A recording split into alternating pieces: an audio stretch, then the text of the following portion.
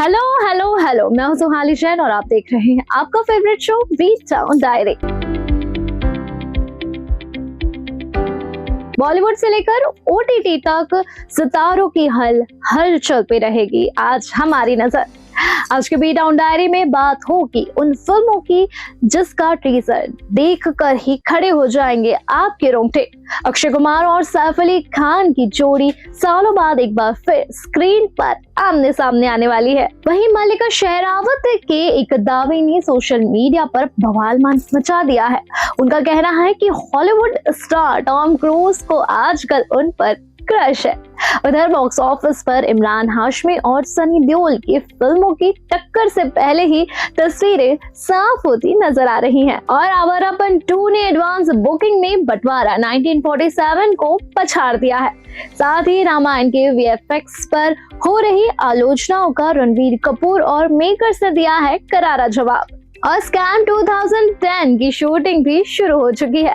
तो चलिए शुरू करते हैं मनोरंजन की आज की सबसे बड़ी खबरों का सफर।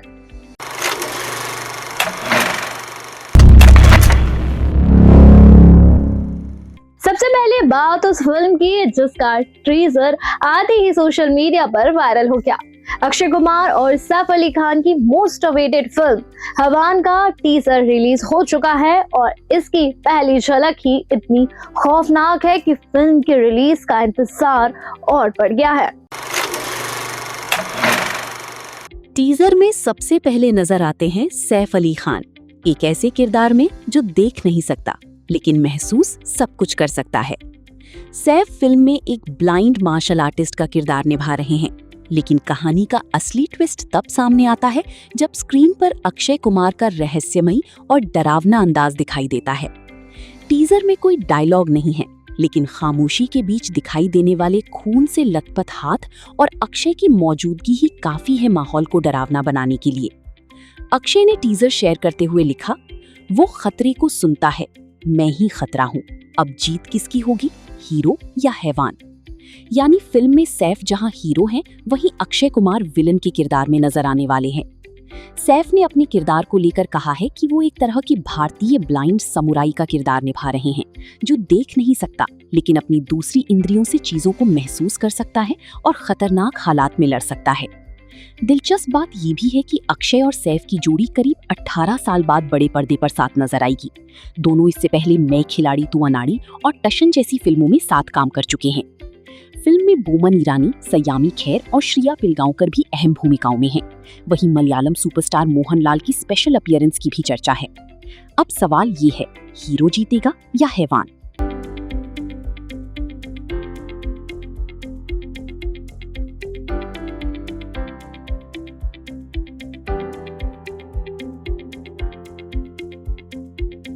अब आते हैं एक ऐसी खबर पर जिसने सोशल मीडिया को हंसने और हैरान कर देने का मौका दे दिया है। मल्लिका शेरावत ने दावा किया है कि आजकल हॉलीवुड स्टार टॉम क्रूज को उन पर क्रश आ गया है। चलिए देखते हैं इस बयान पर कितनी सच्चाई है।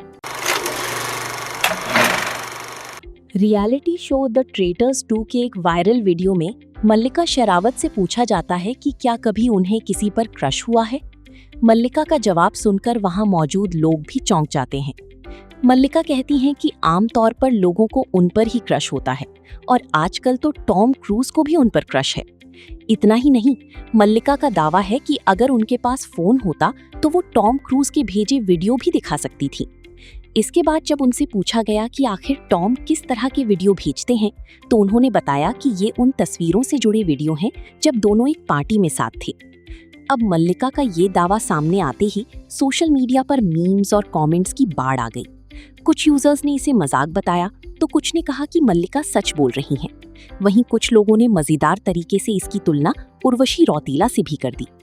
खैर, दावा कितना सच है और कितना ग्लैमरस अंदाज में कही गई बात, ये तो मल्लिका और टॉम ही बेहतर जानते हैं। फिलहाल इतना तय है कि द ट्रेटर्स 2 के प्रीमियर से पहले मल्लिका ने शो का बज़ जरूर बढ़ा दिया है।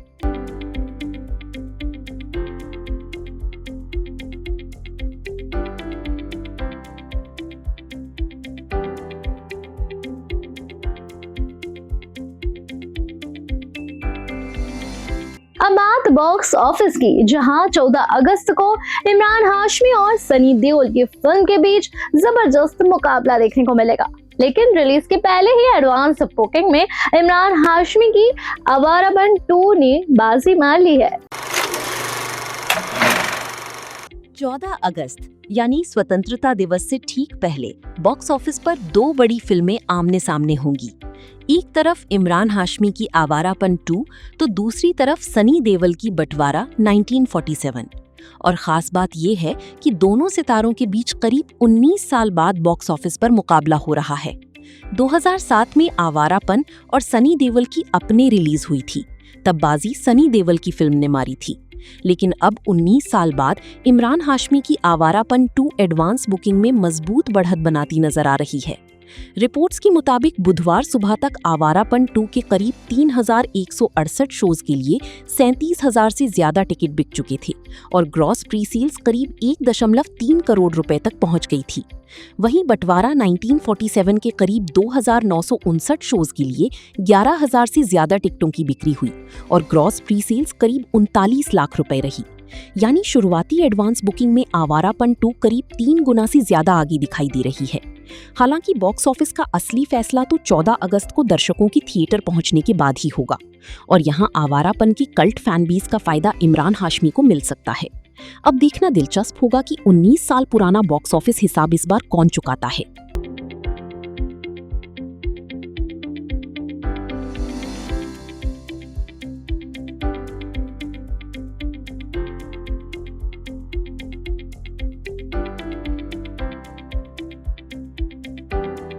बी टाउन डायरी में रामायण इन दिनों चर्चा का विषय बना हुआ है। हर रोज हम रामायण से कोई ना कोई जुड़ा हुआ अपडेट आप तक जरूर पहुंचाते हैं और आज के बी टाउन डायरी में रामायण को लेकर एक ऐसे बयान जारी किए जा रहे हैं जिससे रामायण के फैंस, जो लोग रामायण फिल्म का बेसब्री से इंतजार कर रहे हैं, उनकी टेंशन एक बार फिर बढ़ा दी है। फिल्म के टीजर और ट्रेलर के वीएफएक्स को लेकर सोशल मीडिया पर लगातार चर्चाएं हो रही हैं, लेकिन अब रणबीर कपूर और मेकर्स ने वीएफएक्स की आलोचना करने वालों को करारा जवाब दे दिया है। रामायणम एक बेहद बड़े पैमाने पर बनाई जा रही फिल्म है, लेकिन इसके वीएफएक्स को लेकर ट्रेलर रिलीज के बाद से ही सोशल मीडिया पर अलग अलग राय देखने को मिल रही है। आलोचनाओं के बीच रणबीर कपूर ने कहा कि आजकल लोग अपने स्मार्टफोन पर ट्रेलर देखते हैं और फिर सीजीआई को जज करने लगते हैं। रणबीर ने बताया कि वीएफएक्स के पीछे कलाकारों और टेक्निकल टीम की सालों की मेहनत होती है। उन्होंने कहा कि लोगों को लगता है कि एआई से बस कुछ तैयार कर दिया गया, जबकि असल में इसके पीछे हजारों घंटे का काम होता है। फिल्म के प्रोड्यूसर नमित मल्होत्रा ने भी दर्शकों से फिल्म को बड़े पर्दे पर देखने की अपील की।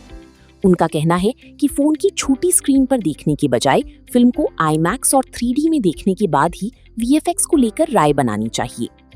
अब मेकर्स की ये बात दर्शकों को कितनी पसंद आती है और बड़ी पर्दे पर रामायणम का वीएफएक्स कितना प्रभाव छोड़ता है, इसका जवाब फिल्म की रिलीज के बाद मिलेगा।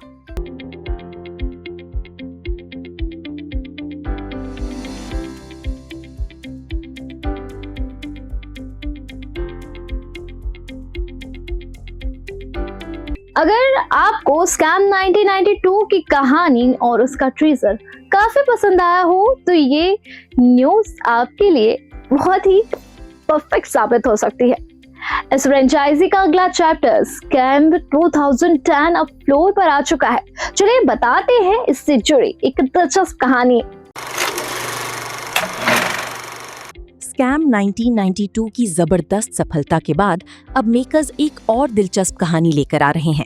स्कैम 2010 की शूटिंग शुरू हो चुकी है और इस बार भी निर्देशन की कमान हंसल मेहता के हाथों में है। सीरीज में अभिनेता सिद्धार्थ बोडके लीड रोल निभा रहे हैं। कहानी एक ऐसे शख्स के सफर पर आधारित है जो छोटी बचत योजनाओं से शुरुआत करता है, धीरे धीरे बड़ा बिजनेस एम्पायर खड़ा करता है और फिर अपनी कामयाबी और बढ़ते प्रभाव के कारण विवादों में घिर जाता है। यानी एक बार फिर पैसा, महत्वाकांक्षा, भरोसा और फिर उस भरोसे की टूटने की कहानी देखने को मिलेगी। सीरीज को बिरला स्टूडियोज और प्लॉज एंटरटेनमेंट प्रोड्यूस कर रहे हैं और इसे सोनी लिव पर स्ट्रीम किया जाएगा। अब देखना होगा कि स्कैम 2010 स्कैम 1992 जैसी लोकप्रियता हासिल कर पाती है या नहीं।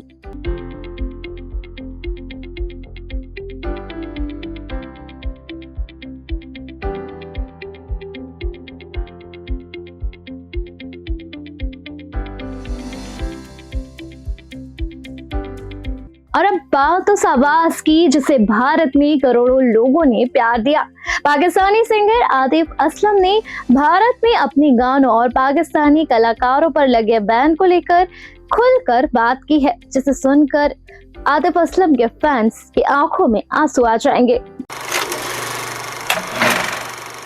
आतिफ असलम का भारत से एक लंबा और खास रिश्ता रहा है।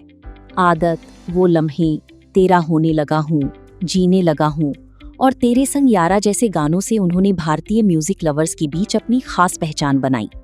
लेकिन पिछले करीब 1 दशक से भारत में पाकिस्तानी कलाकारों के काम करने पर पाबंदियों के चलते आतिफ का कोई नया प्रोजेक्ट यहाँ रिलीज नहीं हुआ। एक इंटरव्यू में आतिफ ने कहा कि वो आज भी अपने भारतीय फैंस को याद करते हैं। उन्होंने दावा किया कि बैन के बावजूद भारतीय फैंस उनके पुराने गाने अलग अलग तरीकों से सुनते हैं। आतिफ ने ये भी कहा कि संगीत की कोई सीमा नहीं होती। भारत और पाकिस्तान के बीच तनाव और 2016 की उरी हमले के बाद दोनों देशों के कलाकारों के बीच दूरी और बढ़ी थी। इसके बाद पाकिस्तानी कलाकारों के भारत में काम करने को लेकर कई स्तरों पर प्रतिबंध और विरोध देखने को मिला।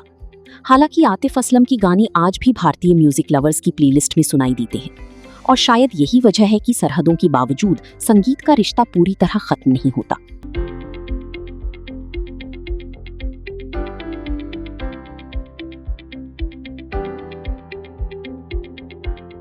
तो ये थी बॉलीवुड और ओटीटी की दुनिया से आज की बड़ी और दिलचस्प खबरें।